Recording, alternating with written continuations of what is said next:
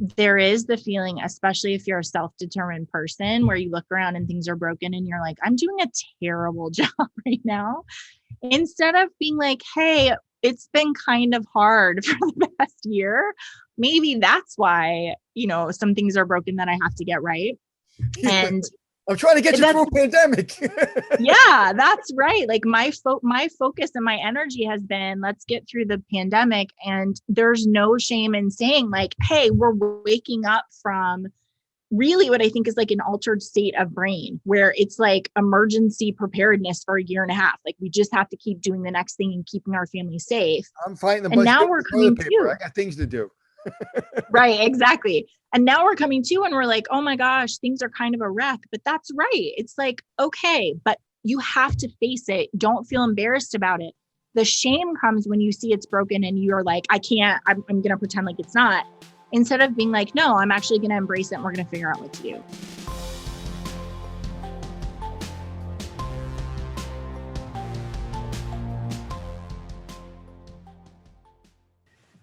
Happy Tuesday, everybody. That didn't sound very happy. Sorry. Okay, let me do it again. Happy Tuesday, everybody. That seemed fake. Is that better? Is that a better? Oh, it seemed fake. We intro? Need more. You're authentic. I need more enthusiasm. Oh dear, I don't know that I can get any more enthusiastic than that. Okay.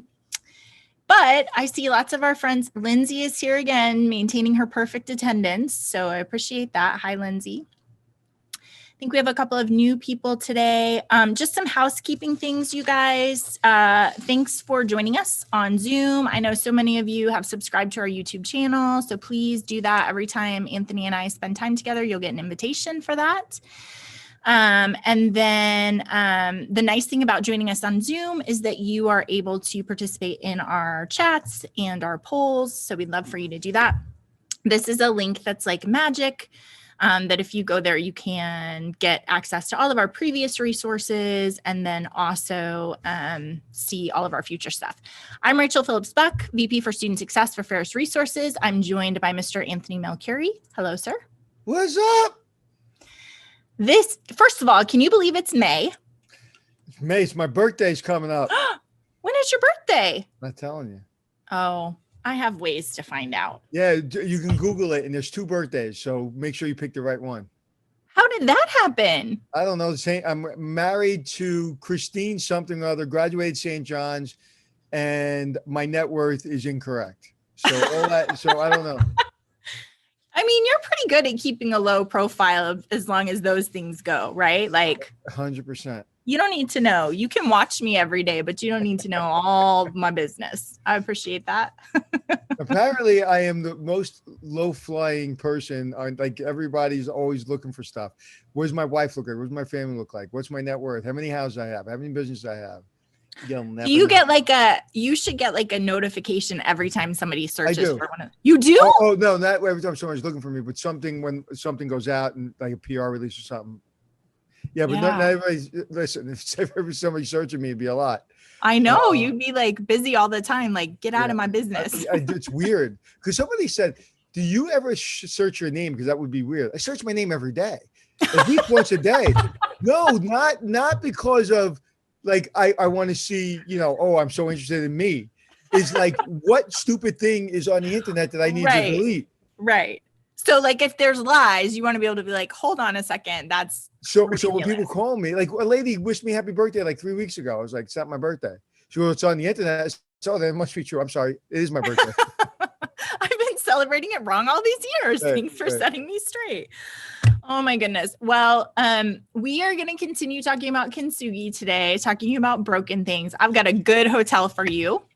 Ooh. So we're going to talk about a Hotel Impossible episode that Matt and I had a lot of fun this week watching.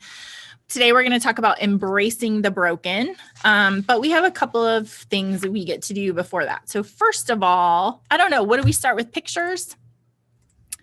You have 2 pictures that you posted since last time we were together. So where is this? What's happening Island. Here? After I sent that picture, I was rethinking those pants. You look very snazzy. So is this a Hotel Impossible episode? Yeah, it was a Hotel Impossible episode with a gentleman The owner of the hotel. He lived in the hotel? No, but he was very top. Well, he lived there during the week, sometimes summer. Yeah. The one that he wanted the room anyway. Yeah. So my director was really, the owner was not a great guy, but the director was wrong in this one instant. And the director literally went to punch me. And he was like, he's going to hit the wall right near my head. And I was like, I just look at him. As he's throwing the punch, I go, that's not a good idea. I was like, you're not going to do that, are you? And it was wrong. It was absolutely wrong. But I won. But there's always a backstory. And we're still great friends. There's always a backstory. I'm glad. How old are you here? I am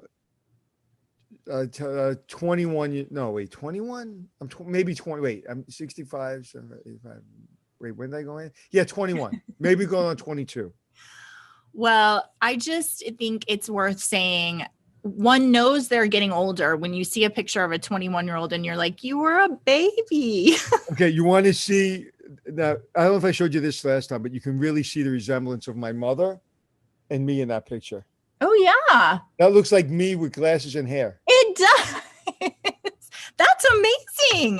Yeah, that picture, I don't know if I showed you last time. That picture was my mother in Coney Island. That's how she went to Coney Island, all dressed up. That's awesome. Well, I love this picture. I think it's a great picture. I was happy. That was when my life started changing for the better. Yeah, it's great. All right. And this was a quote you just recently had up, which I really loved. I like it because I feel like so many times people, when they feel insecure, they think the way to come across as strong is to be rude and arrogant and, those sorts of things. So I'm going to read it for our podcast listeners. Be strong, but not rude. Be kind, but not weak. Be humble, but not timid. Be proud, but not arrogant. I love it. It's a little biblical. Yeah. It's funny because the person I got it from is a very religious person. And I just had a call from one of my people I work with. And he said, that call that we had last week, I get a call from this young lady that was on the call and say, I was confused. I was a little really uncomfortable because what was going on with Anthony and Renato, and what was going on with all that? And she said he was just being direct. He wasn't being rude. He wasn't being offensive. He was just being direct. And you guys just aren't used to directness. You're used to passive aggressiveness. So it was interesting because I was like, was I rude? And everyone's like, no, you were me. I was me. You just gave it straight. Yeah. Which I think you're right. People are not used to that. I said, please and thank you. Yeah. People are not used to straightforward. Especially Southern people. That is true. Especially Southern. Apparently, if I say a bad word, they say bless your heart means the same thing as F you. Yeah, that's right. It's just a little more subtle. That's all. Right. Okay. Are you ready for 19 questions? Oh boy. Last week was 20. Now it's 19. Yeah, I'm back to 19. That's fine. I'm going to stop at 19. Okay. Do you fold your pizza? Yes. Thank you. Who doesn't fold their pizza? What a silly question. What fictional family would you most like to join? The Addams Family. No. The fictional family I'd like to join. Probably the Jeffersons. That's good. Okay. Would you rather be reincarnated as a cat or a dog? Dog. What is your most used emoji? Me with my hearts around my eyes. Okay. What celebrity do most people say you look like? Oh, Pitbull, Howie Mandel. Okay. If you could try any food, what would it be? The greatest piece of sushi on earth. Yeah, I'll join you for that. When you go to Japan, that's the plan. All right. How many times have you ridden a horse? 30. Oh, a lot. Why is that? Oh, I like horses. I mean, horses like you. Our episode today, you ride a horse, and every time they really like you. I like horse. I love horses. I love horses. That's I wanted to buy a horse farm. Instead, we bought a house in New York, but I wanted to buy a really nice house in Jersey with a horse farm. And my wife goes, "What do you know about horses?" I go, "I don't know. I like them." I said, "What do I know about you before I married you?" I don't know. That's a good point. Okay, this is a good one, Anthony. If you're stranded on a remote desert island, would you rather be alone or stranded with your worst enemy? Alone. Me too. But I guess there are some people who like other people so much that even if they're awful, they would rather be with them. My I don't worst know. enemy, as long as they were overweight, so I can eat them. Guaranteed meal for a while. Okay, you can only eat one food for the rest of your life. What is it? Sushi. Okay. What is the best thing you have bought so far this year? Best thing I've bought so far this year. Well, we didn't buy it yet, but a hotel. Oh, okay, that's a good one. Who is your favorite Disney character? Dumbo. Shut up. What what superpower would you most want? Fly. Me too. Have you ever met your idol? No. Oh, yes. Frank Sinatra. Not my idol, but somebody I really want to meet. Frank Sinatra. Yeah, that's cool. Do you prefer big dogs or small dogs? Medium-sized dog. Can you imagine you can instantly learn any language? Which language would you choose? Take a guess. Italian. Japanese. Oh, Japanese. Do you know Italian? No. That's I know. okay. All right. If you could play any Olympic sport, what would it be? Any Olympic sport, what will it be? Is baseball Olympic sport? Probably not. Skiing. Okay. Do you know how to speak more than one language? Brooklynese and English. Okay. And does your car have a name? If so, what is it? Yeah, the white Volvo. No, I don't name my cars. You don't? My wife names her car. I don't know the name of her car is this one, but I don't name my cars. That's just I name my cars. The first car I ever had was a 1985 Chevy Caprice Classic. And her name was Helen of Troy, because when you're 18, like that car was the most beautiful thing I had ever seen in my life. So. I think it's a girl thing about naming cars. Yeah, it must be. It must be. Okay. Thank you for playing with me. Thank you. Let's do State of the Union. And then I want to talk today about embracing broken. A couple of different steps there, but let me do State of the Union first. So first of all, things are changing pretty rapidly. 209 schools now are going to require vaccines of their students and their faculty. And I feel like every day more and more people are adding to that. So that's pretty interesting.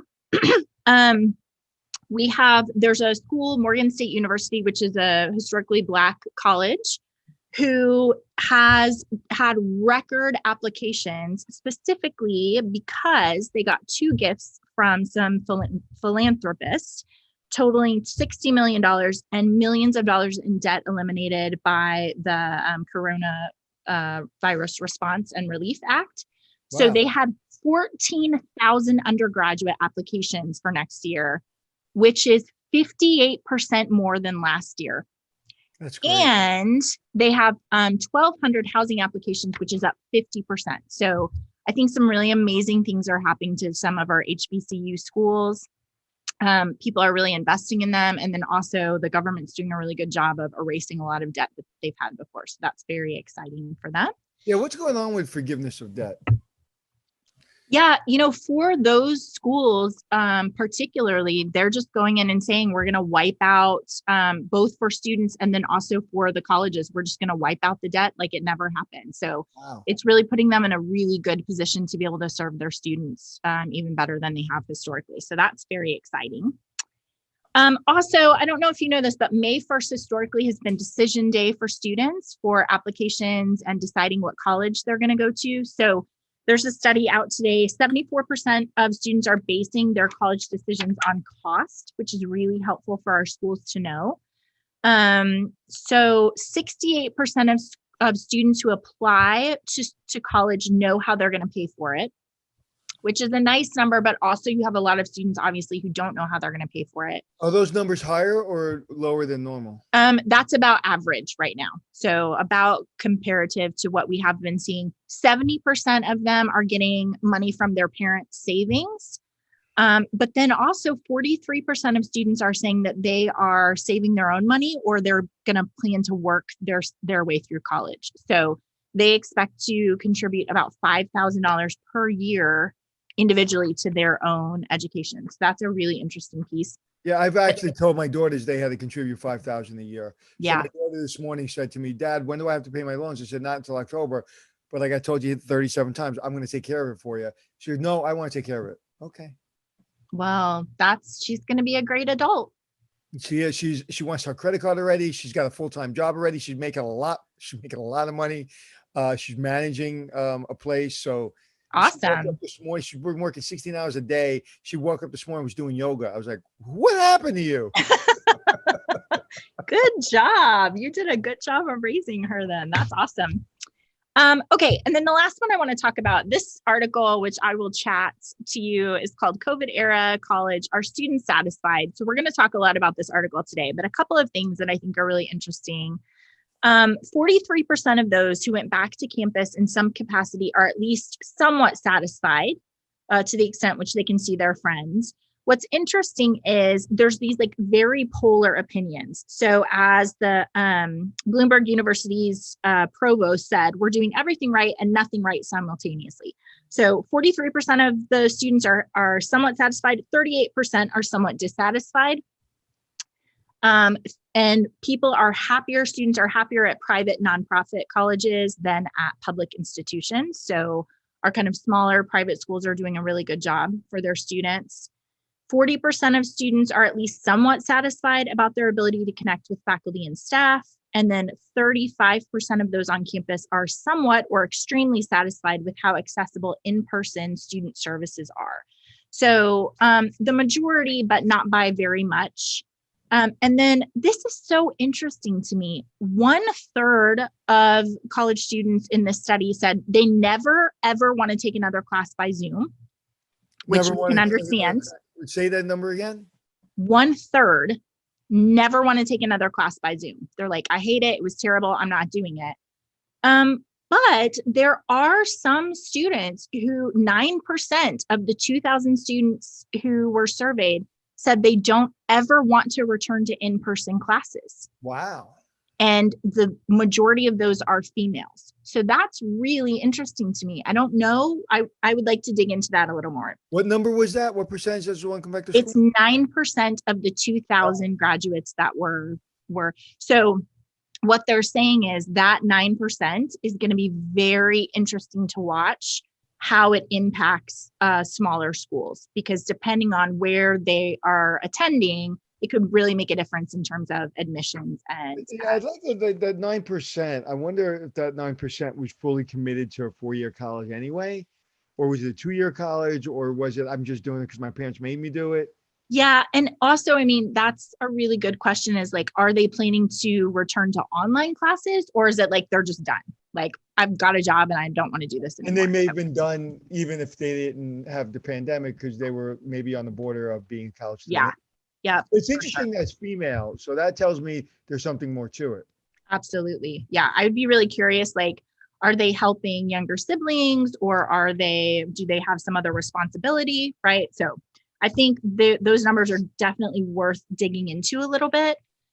One more thing, the thing that students said that they miss most in that article is their friends and their social life. So 73% of students said that's what they miss most. But what's really interesting is 44% of students said they miss in-person lectures most, which I think is remarkable. Because I think sometimes faculty think like, if I just record my face doing my lecture, it's just as good. But this says no. Students want to be in the classroom. They want to be able to ask questions. They want to be present with you in that. So I think that's some pretty interesting. And it also tells you how important friends and social life is. I know my daughter who tore ACL, she's okay because she's surrounded by her friends and her team, and she seems to be okay. She's and she actually likes being in class more than studying from home. And I don't know any kid that actually does like studying from. I haven't met one. No, I think it must be incredibly difficult. It does, to your point, if you say like, what are the top 3 things, what this article says is, of the top 3 things that people reported, only one of those is academic, which is in-person lecture, and the other 2 are about communities and friends and being able to spend time together. So I think it just, I think, reinforces what we've been saying for a year, which is we need to do a great job of community on our campuses, because that's really what students are. And I think that's reflective of, if you said to people that attended conferences, say, okay, what do you miss most? I think the socializing and the, hanging out and getting to know people would be about the same percentage. And then, yes, the learning what the conference is about and the lectures or keynotes or whatever, that's what we miss the most. So I think it's just human nature. It's not even college. For sure. Yeah, for sure. And it's really interesting to me that there's something that just cannot be replaced about being in a room with people, right? And being able to look them in the eye and know what's going on with them. And you know what? It's become so normal, like, to me, like it wasn't even, it didn't take me a second to feel like, everything's back to normal. Like, it didn't feel like it was so weird to hug somebody or shake somebody's hand. It was just like the other day, what we do.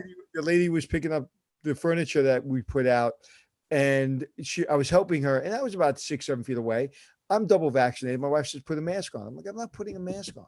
I'm like, I'm good. I'm not double. I forgot that I had to put a mask on. And plus, she's 6 feet away. I'm outside, and I'm double vaccinated. I'm not putting a mask on. Yeah. Yeah. I'm really hopeful that things are going to return back to normal. Okay, so let's talk about brokenness, because the first step, like, I'm ready for us to move on. I want to get out of brokenness, but just in case we have some people dragging their feet about this, we've got to kind of go through the process to be like, yes, things are broken. We got to fix them. So let's talk about this. The first thing about embracing broken is that we have to accept it. And I am going to use one of your hotels to talk about this idea that somehow some of us feel like if we reject the idea that things are broken, if we just pretend like they're not broken, then everything's going to be okay. Can I guess what hotel? Well, you can. Maryland, Two Sisters and the Mother. Oh, no, it's not that one, but that would have been a very good one. Okay. Talk about some brokenness. Give me a state. Well, it's not in the United States. Sicily. No. Oh, Greece. No. Oh, this is Panama. Oh, that's where I rode the horses. That's right. Yeah. So I want to talk about this because this family, you said in this episode, like, your ability to lose money and it to be okay is kind of crazy business. But this family's problem is that the dad refused to accept the fact that this hotel is deeply broken and we have to fix it. And we're not allowed to just continue to be like, it's fine, because then you end up in a lot of trouble, right? I just think it's a nice bathing suit I wore. Yeah, you a couple of times got in the pool. We're going to talk about that. I wore a very full body bathing suit. Okay, so this is primarily this family. We're talking about the dad and the brother, Juan and Anthony. Anthony is the son. Juan is the dad. He's from Panama. Let's just talk about brokenness. So you, Anthony, I was dying watching this. You arrived at this hotel in a taxi that smelled like gas, also broke down. And in your very nice suit, you had to walk in 100-degree weather to the hotel, which I didn't get a sense from the episode, but how far was it? Was probably a 4-minute tractor ride. Okay. Right. So I have a picture.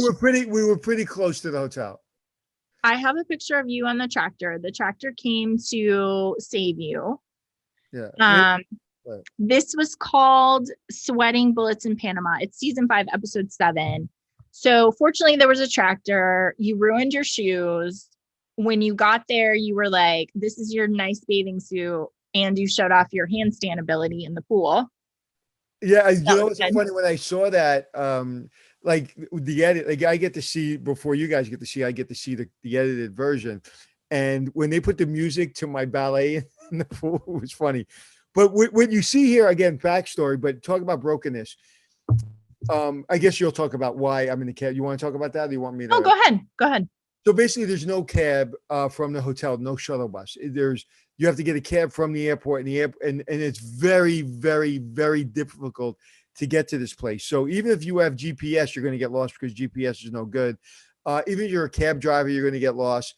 So we get close to the hotel, and the hotel breaks down. Now, I really the cab broke down. I really was concerned that they were setting me up, that everybody was setting me up, including my director, but they weren't. Because I got pretty mad that they were setting me up and they didn't. The cab really broke down. It smelled like gas. It was so hot. I literally, as soon as I saw the pictures, I started to feel emotional about it because it was so hot. And like a moron, I was like, nope, I'm wearing my tie and I'm wearing my suit, and that's the way it is. Well, you did until you got to the hotel and jumped in. Well, when I jumped in, they wanted me to see the lobby. I'm like, I'm done, dude. I'm going in the pool. They go, you don't have a bathing suit. I said, I don't need a bathing suit. And as I was jumping in, they said, the mic. So I ripped the mic off and I jumped through it. Well, here's what bothers me about this piece. So you changed out of your suit and then you go to meet with the family. And basically what you said to the family was, hey, do you guys know this is broken? Like, my taxi broke down. I had to walk. I had to get a tractor ride. It's a wreck. And the dad was like, yeah, I mean, I do. People arrive lost. They're very upset. They have to walk. This family for 15 years have owned the hotel. They have a fancy feather business that they are taking money from that business and putting it in the hotel, $300,000 a year, right, to the tune of $4 million over 15 years, right? So they're right, $4 million in debt. You're at 25% occupancy. You cannot sell this hotel. Because you're 25% occupancy, most of the people getting lost. When you're going from your life to vacation, right? Because we're trying to get to really what we want to do. We all want to go on vacation all the time. And you get there and you get into a cab that smells and is hot. And then you have a half-hour bumpy ride that you'll probably get lost to go into the hotel, even more than a half hour. Like, get the fact that having a shuttle that with bottled water and air conditioning is like this is broken. Like, right, this isn't hard. I wish, like I said, a lot of these shows, I just wish I could use my brain because I don't need my brain for this one. Right. Well, like so many of these shows, it's like when you get there and you're like, the pool's nice, but I don't care because I'm mad at you because I just had to walk and my shoes are ruined and I'm hot. So I don't care that you have a really nice pool. It does not make any difference to me. Right. What's really sad about this family, though, is that the dad's pressing back against it's broken is why they're in the place that they're in, because you can't address the thing if you're just going to walk around and pretend like it's okay. It's okay. People get lost and they feel angry, but then they get here and no, it's broken.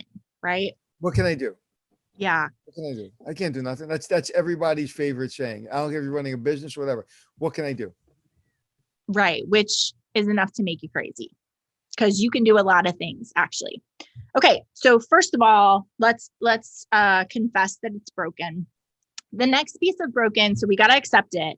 But then also we have to decide. And there's two decisions to make. The first one is you have to decide to honor yourself. You've done some really great things. And I want to pause here for a minute because I think this is incredibly important to people in higher education. Anthony, you and I were talking about burnout. I think this is important for people who are in the middle of burnout. Probably there are a lot of industries where this is true. And that is like, hey, since March 2020, we've all done a lot of really amazing things. And we're tired and we're thinking about the future, but we also have to say, we've done hard things. We have a list of accomplishments. And I'm talking about both professionally and personally. So for higher education, friends, you guys did jobs you were never equipped to do. You did them really well. You connected with students who weren't on your campus. You created community. You figured out how to support your students. Those things are all amazing things. And you did them with really quick turnaround with not a lot of lead time and not a lot of thought. So I would like for everybody to make a list of what you accomplished. In fact, I'd love for you to chat those. Just like think about professionally a thing that you did where you're like, wow, I did accomplish that thing. I was thinking about, so I've done since March 2020, I've done 36 webinars compared to probably like 10 the year before. So that's pretty amazing. Anthony, I know for you, like you have done so much in this past year from your house. Right? You know what? It's I look at it this way: is I kept I've talked about this before. I kept myself out of loony bin. That's what I did. You know, it was survival. It wasn't like, oh my God, look at everything I did. It was like trying to hang on. That's exactly right. And that's why I think it's important for us to stop for a minute and be like, hey, I did do a lot of stuff because we did it because of self-survival, right? Like we were doing it because we were like, we've got to do something. But now we're at a place where we can say like, but we actually did get up every morning and we did create value and we did hard things. And then also I think about, I think, you look at it this way. It's like, what we all did, or, we did our best, but the people that got through and the people that really worked hard to get through, and not fall into burnout or depression or whatever. And listen, a lot of us did. But we've gotten through it. And, I feel like now it's like, hold my beer. Now, what do you got? Let's go. Right. That's exactly right. Yeah. I'm very much like, that's why in meetings or whatever, I'm very direct. I'm very nice, but I'm like, hold my beer. I have no time for this nonsense. Right. We couldn't see each other. We couldn't walk out of our house and I'm dealing with your passive aggressiveness. Give me a break. I don't have time for that. I also would like to say that we accomplished a lot of things personally. So things that we were forced to do, I was thinking about like transparency with our kids. Mm-hmm. So teaching our kids about how we face hardship and how we like what it looks like when I feel overwhelmed or I feel depressed. I mean, like way more transparent with my daughter about like, yeah, it was a hard day. That's good parenting. Yeah. That's a great opportunity. And right? It's hard for us, right? It's hard for us to say, it was tough, man. It was tough. And, some people got good with stares, everybody did something. Yeah, exactly. So I think there's a place for us to be like, I heard his laugh. for us to be like, hey, we did a good job about some things. I think that that's really, really important for us to. But then I also think we have to come back and tell the truth and accept the fact that there are some things that are broken, both professionally and personally. And thinking about in higher education, I think what we found is we have inequity issues that we were pretending like didn't exist before. They've become very transparent. I think some of our schools are like, hey, advising is broken, our not enrolled process is broken, admissions is broken, our academics are broken. There are just things that have been uncovered in our industry, I think in every industry, where we're like, wow, we were like holding on and doing that thing, but it wasn't great. We weren't doing a great job. And so making a list of both what we've accomplished and then also things that we're like, we're not doing the best job on that, or we need to rethink that, I think is really important so that we can move forward to be able to address those things. And in this hotel, Anthony, first of all, 85 menu items. Can we just start there? And do you see my face? I'm like, really? Oh my goodness. And as far as I could tell, I mean, at 25% occupancy, in order to cook 85 menu items, like for 5 people is crazy town. Yeah, that is listen, broken. I don't want the stress. I go to a waiter, I go, what's your favorite thing? And I order it. I don't want the stress of reading a menu with 85 items. I literally counted every single one of them. I know.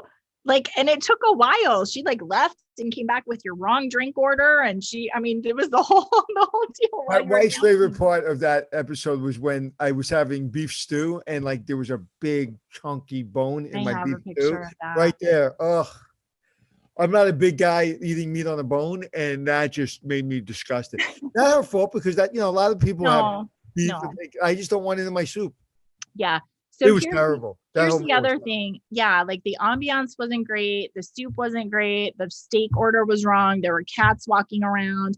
Again, these are like, if we're making a list of things that are broken, here are things that a person, an owner saying, well, there's nothing I can do about it. Here are 4 things you actually could do something about. But you have to admit, like, this isn't going well, right? So It's not going well, and like take yourself out of it. Stop blaming yourself. The reason people hide behind broken things, whether it be a policy, whether it be a machine, whatever, it's because you feel embarrassed that right. in order for me to fix it, I've got to admit that there's a lot of things broken. Like in my house, I've been too busy to be fixing a lot of stuff. So we just had the house painted and everything. And the guy fixed almost everything in the house. So when my kids come home, I'm like, hey, everything's done. That door's not stuck anymore. And it's because, and I didn't want to admit there's a lot of things were not working because I was embarrassed that I was just too busy to fix it. That's so good, Anthony. I think that we should just sit in that for a minute, because there is the feeling, especially if you're a self-determined person, where you look around and things are broken and you're like, I'm doing a terrible job right now. Instead of being like, hey, it's been kind of hard for the past year. Maybe that's why, some things are broken that I have to get right. And I'm trying to get you through a pandemic. Yeah, that's right. Like my focus and my energy has been, let's get through the pandemic. And there's no shame in saying like, hey, we're waking up from really what I think is like an altered state of brain, where it's like emergency preparedness for a year and a half. Like we just have to keep doing the next thing and keeping our family safe. I'm fighting the and now we're coming to. I got things to do. Right, exactly. And now we're coming to and we're like, oh my gosh, things are kind of a wreck. But that's right. It's like, okay, but you have to face it. Don't feel embarrassed about it. The shame comes when you see it's broken and you're like, I'm going to pretend like it's not. Instead of being like, no, I'm actually going to embrace it and we're going to figure out what to do. And I think what's important, again, higher education or business or just in family, everyone sees it. You're not kidding anybody. So you're hiding away from it and you're embarrassed by it. But the quicker you come to say, hey, I'm sorry, I'll fix it. Or you know what? I'm not sorry and I'm not going to fix it. Right. People can't, like I always say, I try to get to the joke first so you can't make fun about me when I walk out of the room. So like people know, like my family know there's this bubble. As you walk up and down our staircase, there's this bubble in our wall and it's like 2 stories high. So in order to fix it, it was a problem. And I didn't want to fix it. And anytime I asked somebody to paint the house or whatever, they were like, you know what? It's a big job. And I was like, all right, we'll do it next time. Finally, I fixed it. So when the kids come from college, like the bubble's fixed. Yeah, they weren't confused, right? They knew it was there. They knew it was there. Yeah, that's great. So this is another example from this hotel where they had iron in the water, right? And so this on the paper here, you can see you've wiped the walls and the iron has come off. And first of all, you walk into the shower and it's a dark shower and no one wants dark tile. So that's a turn off right there. But if it's spotlessly clean, I don't even think about the tiles. If the car is at the airport when I have a bottle of water, I don't think about the tiles. Right. If the food is good, I'm not thinking about the tiles. If the woman didn't get my drink order, I didn't think about the tiles. Yeah. I'm allergic to cats. I don't want a cat at my lunch table. I don't think. But if I go in, the first thing I'm looking at is the tiles, and now I wipe the tiles, and of course there's crap all over the because the water was hard and it had too much iron in it. Well, and what you said when you had a meeting again with the dad and the son is like, hey, did you know this was a problem? And the son says yes, and you say, why didn't you fix it? And he says, because my dad didn't want something else that we have to maintain. And you're like, okay, but he doesn't understand how broken this is. You guys cannot have a hotel unless you fix this problem. For 15 years, you guys have pretend like it's okay. And you're standing in a shower in a strange place, naked. You went to the beach, you have sand on yourself, and you're naked. And you're standing in a slippery tub with iron all over the floor. You don't want to touch the floor. So now, there's 2 places you want a guest to feel really, really comfortable and not skeeved out. The bed, because you're potentially naked, and in the shower. Yeah. Those are 2 places you got to get it right. If there's a stain on the couch, I throw a towel on it and I sit on it. But if there's a dirty sheet or if there's a dirty shower, it's emotional. Right. You have a reaction. It is very broken, right? If those 2 things are broken, it is very broken. But what I don't understand is how do you not care about it is what I'm still shocked about. But the thing is, Anthony, he honestly is pretending like it's not broken. I don't even think he's to the place of caring or not caring. He's just like, it's fine. It's fine. For 15 years, it's fine. And this is the scary part.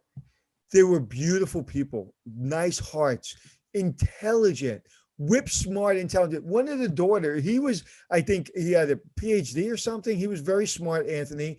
The father was whip smart. And the daughter was the chief rockette for like 7 years at Rockefeller Center. Wow. These are accomplished people. Yeah, that's right. So you said at one point to the dad, like, hey, are you going to be a professional? And he said, we're going to try to be. And you're like, you've had 15 years to be a professional. You're not. It's just, I don't know what's happening with you, but you are refusing to acknowledge what's broken and to go fix it. And I think you're right. I think he was paralyzed. I think he just, I mean, clearly a smart person, but he's trying to hold back the brokenness instead of being like, I accept it. It is what it is. And we're going to figure out how to fix it. Right? And there's another thing when you don't break something. It's like, if you don't fix the financial burden of a student, then they don't show up. So you don't even know that student is potentially coming to your college, because now they have 15,000 students this year that applied because you fixed an issue, a financial issue. You have to fix the problem. And because you're losing business that you don't even know is coming to your hotel because they're reading it online. Right. And that to me is like, he's saying, I don't want to spend 20 grand or whatever it was to fix the iron problem, but you're losing $1 million because people aren't coming to your hotel because of the problem. Which just goes to show you that it's not a rational decision. It is an emotional decision. There is something going on internally where you can't say we're going to spend this money and not lose this money, right? That you're just so intent on holding off the brokenness that you cannot make a rational decision about what when you teach children, right? What's when I was just listening to my wife read a story and show them pictures. She's a pre-K teacher, teaches from home. And, show and tell, like we learn by show and tell. So if I say that you're losing $100 million or $1 million or $1,000, unless I give you $1,000, which I've done on different shows, I've given people fake money, say, this is how much money you're losing. People don't see it. Like, I know I should fix it and I know I'm losing money, but if I give you 100 grand and put it in your hand, that's real. Now you're going to fix the problem. Yeah. Now you'll understand what we're actually talking about. Okay, the next thing after that piece of acceptance is choose. And I'm just going to spend 2 seconds on this. We're talking about your time and your motivation to fix a problem. And so you can either pretend like it's not there. We're just going to mask the scars. We're going to pretend like it's fine, which is what this gentleman's doing, which I think a lot of us are guilty of. You also, though, based on your time and motivation, can do just like a fast, rough scar fix. And that's kind of what happened in higher education in March 2020. It's like, okay, we got to send kids home. Things are broken. We're just going to really quickly get it together. The scars are going to be rough. They're not going to be beautiful. It's not going to be the best thing, but that's where we are right now.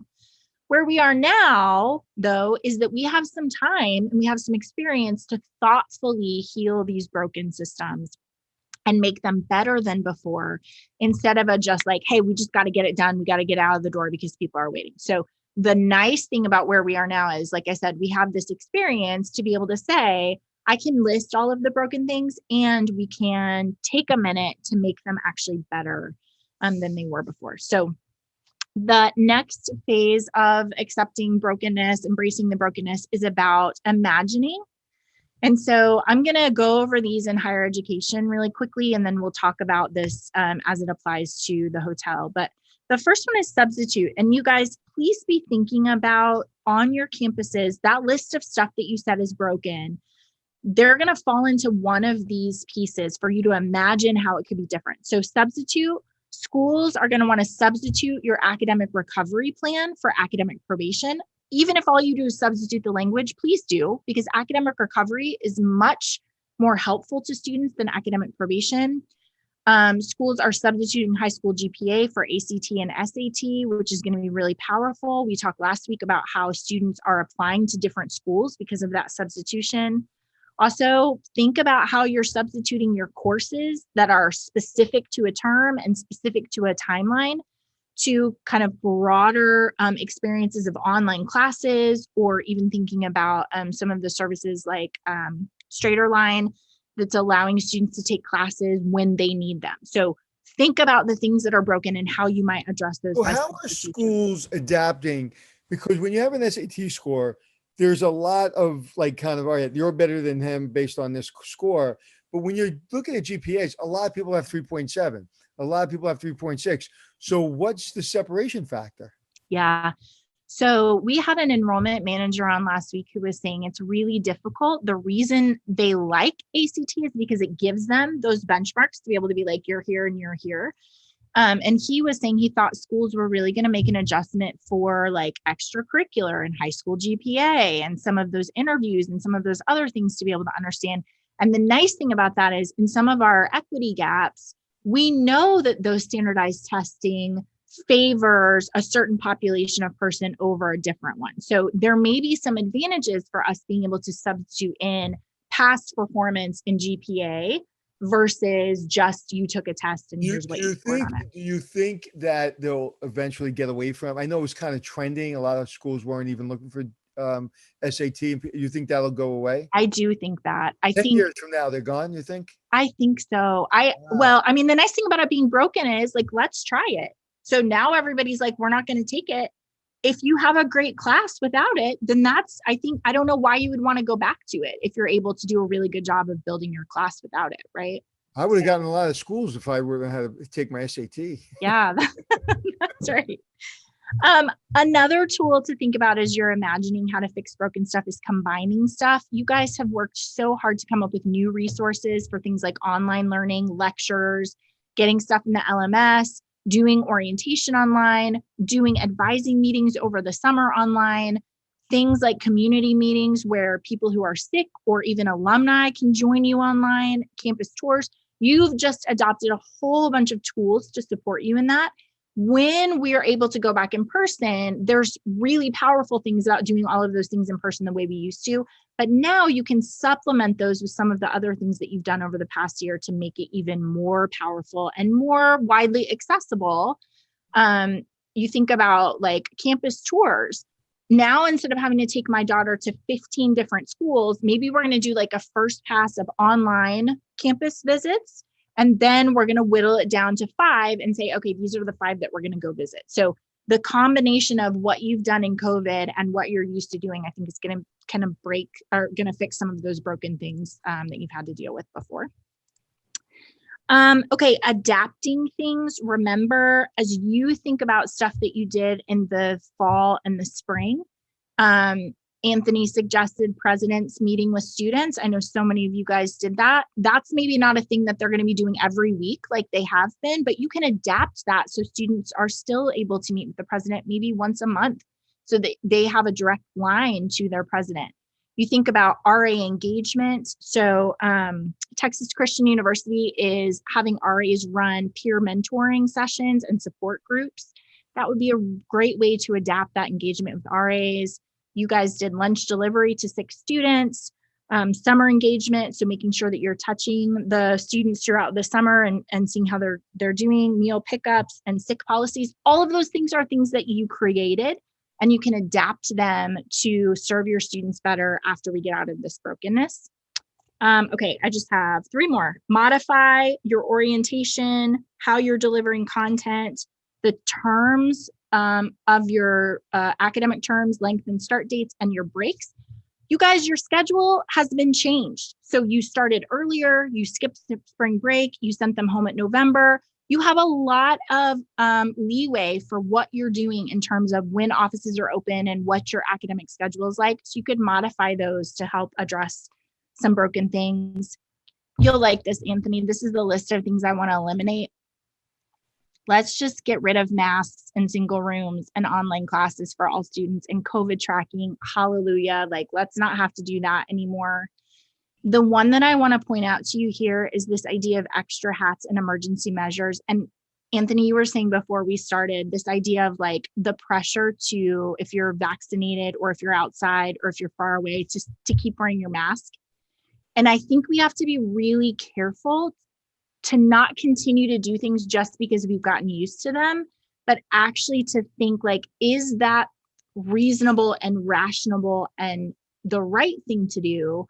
Or are we just for the rest of our lives going to have to wear masks because we got used to it over the past year? I think it's a little, I wouldn't say just as scary, but it's if you're double vaccinated and you're outside and you're by yourself and you're walking down the street to the beach, say, and you're in a mask, I think that's sending a picture to everyone that things aren't going to get back to normal. The CDC says you don't have to wear a mask if you're doing those things. So why would you wear one? Right. When I had to wear a mask, like going into a restaurant, not everybody's vaccinated and it makes their employees feel comfortable. I'm wearing a mask. Right. Okay, no problem. But when you're doing things like I saw a lady the other day driving on the highway by herself with her mask on. Yeah. Now, I was like, come on, man. I see like you pull into a parking lot of a supermarket, like you just want to like not forget it, so you put it on. Like, right. I don't know. Well, I always say in counseling, people get in trouble when they continue to do what they've always done, even though circumstances have changed or they've changed. And so this is true in parenting. It's true in marriage. It's true in your job. If you keep treating your 9-year-old like you did when she was 6 months old, and you're like, now you have to take a nap. Now you have to do this. Now you have to do this. You're going to have a problem because you didn't stop to say, hey, that was appropriate then. It is not appropriate anymore. We've got to stop and be like, hey, what we're doing still appropriate? And so I would just caution, so many people in higher education and all over have had to have this emergency mindset where we've got to do more, just hang in. We're trying to make sure everyone's safe. We've had this emergency mindset, and people are wearing extra hats and they're doing extra things. And it's part of the reason why everyone's tired. And I would just say part of this idea of understanding how things are broken is saying, wow, we had to do a lot of things and devote a lot of brain capacity to this emergency point in our lives because we had a pandemic and we were trying to keep everything safe. But we can't keep doing those things because, first of all, I don't think physically or mentally we're able to continue doing the things. I think everyone's going to go crazy. But also, like, the reason people started the profession, the reason people are in the profession of higher ed is because they like people and they like being around them and they have parts of their jobs that they want to do. They don't want to continue to do like COVID flu tracking all the time.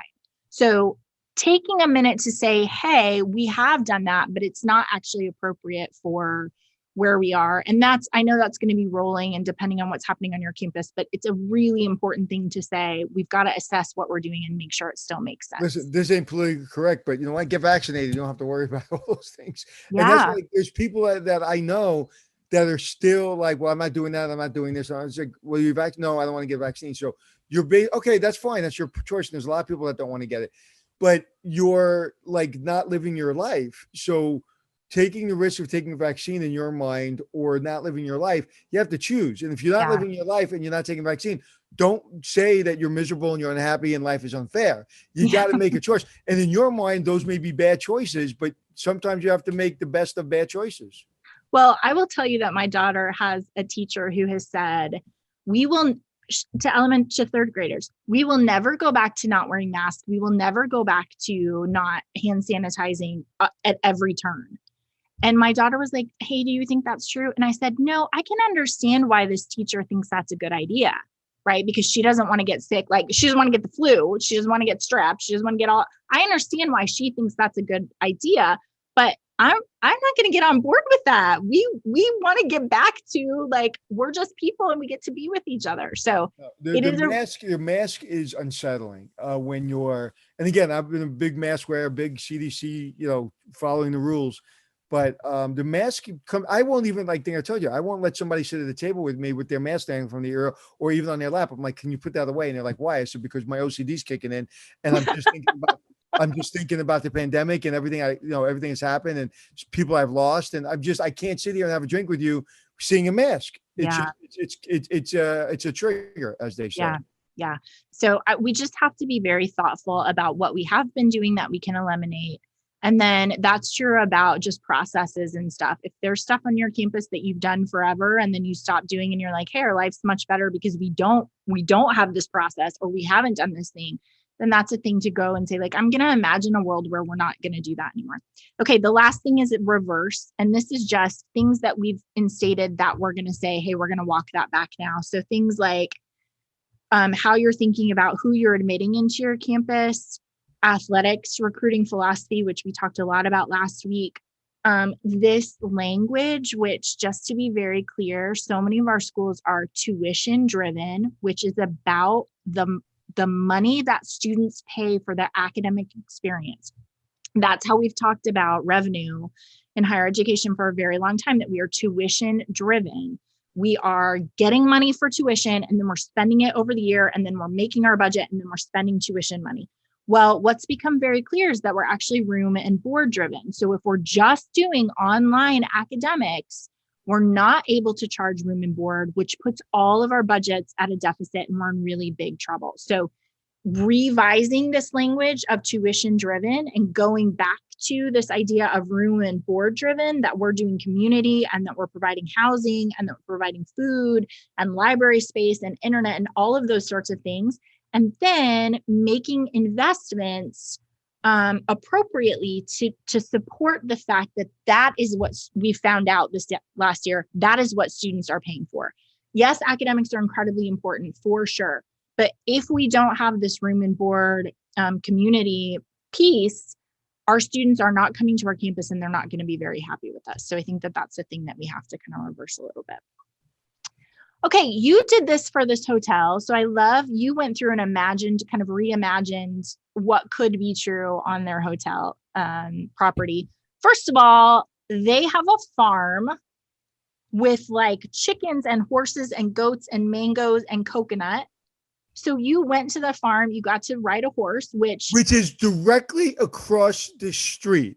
It's 50 feet away from the resort, just FYI. And they were never talking to anybody who came to the hotel about you can get eggs and you can ride horses and you can pet goats. They never talked about any of that. Nope. That food, farm to table is so popular and wasn't right. so popular back then. And if you can go to a farm, go to a pool, go to a beach and learn how to ride a horse and learn how to open up a coconut. And I mean, come on, it's like you have the best resort in the world. And if you look at him in that one picture you have up, you look at him, the logo is great. The hat's great. He's a great guy. He looks like he runs a 5-star resort. I know. You know what, Anthony? I thought he was so happy on the farm. Like the difference between him on the hotel and him on the farm, I was like, this is what he loves. Yeah. This is the part that makes him really happy. So just to be very clear, you challenged him to a race and you won. Good work. And he was not, he said he really tried. He did. Listen, every time I challenge an expert to something on my show, I win. And it's because I'm hyperly competitive, but then I try to do it off camera when the cameras aren't up and I always lose. So I just think something kicks in when the camera's on. You're like, I will not lose here. Well, it was awesome.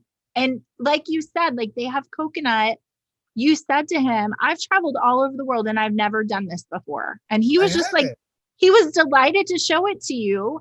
But what you're doing here is imagining, hey, we can actually make this into something. You're talking about how it's broken, and I'm seeing you have an opportunity. If you would admit things are going wrong, then we can pull in all of this exciting stuff for your people to do. It was awesome. Exactly as you said, you combined, which is one of our imagined pieces, you combined his farm and his restaurant. You gave them a 1-page menu and hired a new chef, and they were delighted with the food that all came from his farm and like animals and fruits and vegetables. Absolutely. Awesome. Also, you did a little substitution here where you were like, hey, you've had the hotel for 15 years. You've done kind of a terrible job. I'm going to call in some experts to help you with the management of this and give you some expertise. We're going to substitute what you've been doing with some people who kind of have a very clear picture of how to manage this piece. And the family was so happy. Oh, absolutely. Because there's a lot of shows and a lot of consultants and a lot of businesses out there that want to show people what they're doing wrong and say, you should do this and you should do that. What we do is we give them the tools and say, okay, now it's up to you. And so I'm a big proponent, again, whether you're running a college or you're running a business, is show people where the tools are, but they have to pick them up.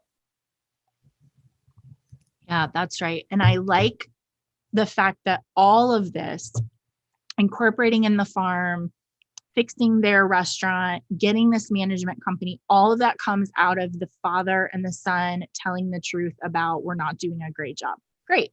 Then we can fix it, right? As soon as you do that. Here's what you were talking about, which this is one of those things that I know seems so obvious to you, but I'm super delighted.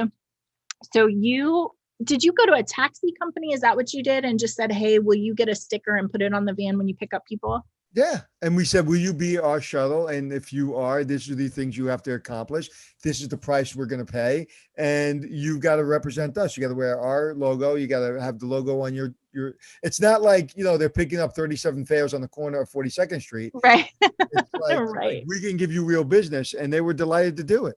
Yeah. It's such a great, you and I have talked before about upstream thinking, right? But the dad being stuck in a place where it's like, well, we don't have money for a car and whatever. And you're like, okay, we're going to go talk to a person with a car. We're going to get a magnet. We're going to tell them to have some water and we're going to fix this problem. So I love that. It was such a great solution. And everybody wins. The guest wins. The shuttle guy wins because the shuttle guy just bought a brand new shuttle. He needs business. Right. I love that. The other thing that you did for them is you modified their bar service. So was the plan always to have Hector come on this episode?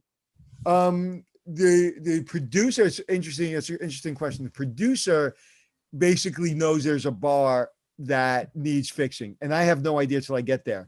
So she calls Hector and say, hey, I don't know, but Anthony may need you. Yeah. So here's a plane ticket.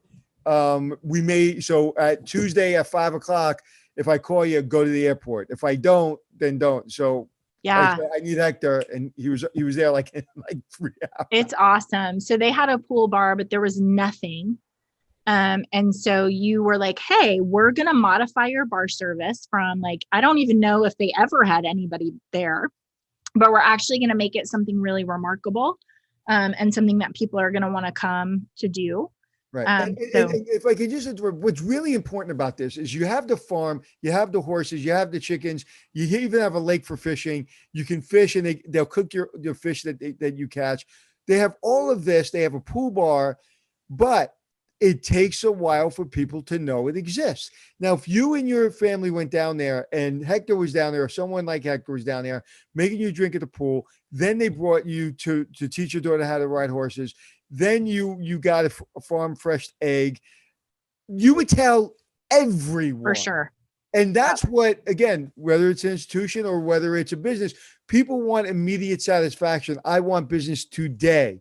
Well, you got to outlay the money, you got to outlay the programming, and then you got to push the button. And the button isn't always, 500 miles an hour.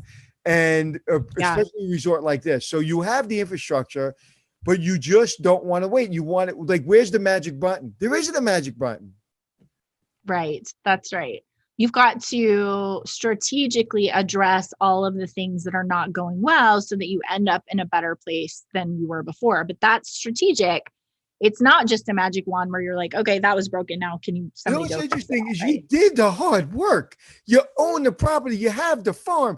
You did the hard work. Right. Stuff. Now just wait. Do it. Put the programming in place. And just wait a year and you're going to be solid full. Could you imagine if that place was running on all cylinders right now after pandemic, how busy it would be? No, that's exactly right. And I like that because it speaks to accomplishment. Like, hey, you know what you did? You built a hotel, you got the property, you have a farm, you have a beautiful pool. You've done all of this stuff. Good for you. Now let's take it to the next level by fixing the things that are broken. And I think it's so relevant for higher education because so many of the things that we're talking about, they did the hard work. Like they spent the last year and a half doing hard work to try to figure out how to deliver and how to do and how to create resources and how they've done that. And now it's just a question of how do we line that up so that in the fall and the spring and for years to come, we can leverage that really to have. It's like the kid that drops out of class out of college his senior year, right? I mean, like, Please don't. or you're seeing your last semester, like right before finals. Yeah. I know a couple people that Yeah. like, Please even don't if do you had this that. great thing or whatever it was, you were going to go to Tahiti and they were going to pay you $1 million. Like, just take the time to finish and go. But Just get it done. And that's what infuriates me with people in general. Is like, you're a good person, you're a really successful person, but this one or two things, whether it be somebody that can't quit smoking or somebody that doesn't take care of their themselves or whatever it is, like everything else is good. You got to concentrate on this one thing. Not saying quitting drinking or quitting cigarettes or getting your weight in check is easy, but you got to put all your resources into that. Same thing with this. I'm not saying this is easy, but Right. dude, you did all this. Now you're going to let one thing Keep screw going. everything up? Yeah, keep going. Don't give up. So the last thing I want to say is this idea of you're going to imagine it, but then you're also going to visualize when it all comes to be. So we want to talk about the future vision. You want to talk about that to yourself. Once we address the things that are broken, how much further are we going to get? You want to talk about that to your team. They need to hear like, hey, this is what we're going to do to make our institution even better in the future. You want to talk about that to your students and say, this is what it's going to be like. Not yet, but when we get all of these things in place, I want you to understand this is the vision. And you guys did this for this hotel by doing some renderings. Your designer did some like, hey, when you get to, which Anthony, we don't have time because I'm over, but I got a lot of questions about this designer. You were making me very nervous because I didn't feel like it was going great. Yeah. Okay, you guys watch the episode. You'll know what I'm talking about. First and last time she ever worked with me. Yeah, I noticed she was only on one episode. I like her as a person. She's wonderful. She's actually been very successful. She's been on other design shows. She's actually got a design show right now. But again, I'm very respectful of her. She's a wonderful lady. But we do the design when we're there. We don't have 30 people helping you. Like, right. You're up 18 hours a day. You don't go to sleep. Yeah. And she took my hours. Like, I work in the morning at 7:00 and I work till about 7:00 and I go and I have dinner and I go to sleep. Designers don't. They have 3 days to do everything. And I'm not going to helping you because then I'll see the design. So I'm not helping you. And her and I, my famous saying was, or my favorite, I'll never forget saying it. I was like, remember, if this doesn't get done, my name is on this. And she looked at me and she goes, so's mine. Yeah, she did. I felt like it was just making me nervous because it's like you were saying, like it was going to be you were afraid it was going to be a fail. And it actually, the pool area did fail. I mean, we did everything we could. It was the only time we failed. And it was fine and it was okay, but it was a failure. Like her room was okay. It was nice. But the pool deck, if I'm telling the truth, it was not what I wanted. Not your favorite. No. But you redeemed it because you had Hector and he made the bar awesome. And he made a bunch of drinks for them to do based on all of the stuff that they were growing. Right. So here's another place where you were like, hey, I want you to visualize. I understand like this is just right now and it's not come to fruition yet, but I want you to visualize when we get all of these things in place, this is going to be an awesome place to hang out. And they were super happy about this piece. Listen, every part of this hotel where it's like, it's like the person that's somebody said, how many Hall of Fame baseball players are there? Well, say there's 3,000. There's 3,000. No, there's probably 30,000. But 27,000 didn't get out of bed in the morning. Oh, think about that. How many superstars are there? How many doctors are there that never did the work? Yeah, that's right. That's really interesting. And the first step of that is to say, like, here's what we're going to make better, right? We're not going to push against it. We're not going to pretend like it's not true. We're actually going to say, this is what we need to make better to get to that next level. So I think it's great. Acknowledging your failures is the only way to get to success. As a matter of fact, if you don't have failures, I mean, you just need them. What are you doing? You need them. And getting in your own way is your biggest problem. I get in my own way and I know that. And I do everything I can to get out of my own way. I call my partner, Jeremy, and I go, Jeremy, I'm about to do something. And I'm about to call somebody. She's like, yeah, don't do that. It's like, wait till tomorrow. And I'm like, no, I want to say now. It's like, wait till tomorrow. I said, okay, I'll wait till tomorrow. And then I go my way. Yeah. I really think what you said about, you got to let it go. Like you have to let go of the shame of whatever's broken so that we can fix it, because this hotel is a great example of like living 15 years and the like what I should have, could have, would have wanted to do. Sorry, but then it's 15 years later and you're still in the same place, instead of just saying like, okay, we're gonna address this. So you guys, I would really challenge you. I know this is a super busy time in higher education, but the semester is almost over and then we're going to have the summer. And I would challenge you to think about embracing what is broken so that we can make it more beautiful, because the energy that we have put into, understandably, for the last 15 months, not looking around and seeing everything is broken because we haven't had the ability to cope with it. I think we're starting to get to the place where we can acknowledge those things and we really can make a difference. And the important part is, do you care? You have to care, because it's one thing for you to have all these things, one thing for you to know and accept that it's broken, but do you care? If you're retiring a year, you may not care. If you're looking for another paycheck and you're going to leave in the year, you may not care. But if you care, what you're really doing is you're basically making a contribution to yourself, an investment in yourself to make more money, to get promoted, to do things, to contribute to society, to contribute to a young mind. But you have to care. Yeah, I love that, because it's like, thank you, past Rachel, for doing the hard work so that now I'm in a place that I am, right? And I think that's such great language for us to use. Like, if I do it now, future me is going to be so happy. Because you know what? I may not care about working that hard, but now I'm here. So now, do you still care about children? Do you still care about being educated? Do you still care about doing it right? And, I still care about my business 30 something years later, and, and just do what you're good at and don't stop doing it, but you got to care about it. And if you're not, be honest with yourself and say, I don't want to do this anymore. And I think pick something else. Critically important, because it brings the entire team down. Yeah, that's for sure true. All right, you guys. Well, thank you for spending time with me. We're going to continue to talk about Kintsugi over the next couple of months. Let's see. Remember that we have our Bridging the Gap conference coming up next week. Love for you to join us for that. It's going to be really good. I've been working with all of our client speakers on this. They are so good. Like, I've been doing this for a really long time, and I have been spending time talking to our speakers about, like, help me understand what you do, and here's what I want you to talk about. And I have been learning so much from them. So it's going to be really awesome to hear what they have to say in this professional development conference.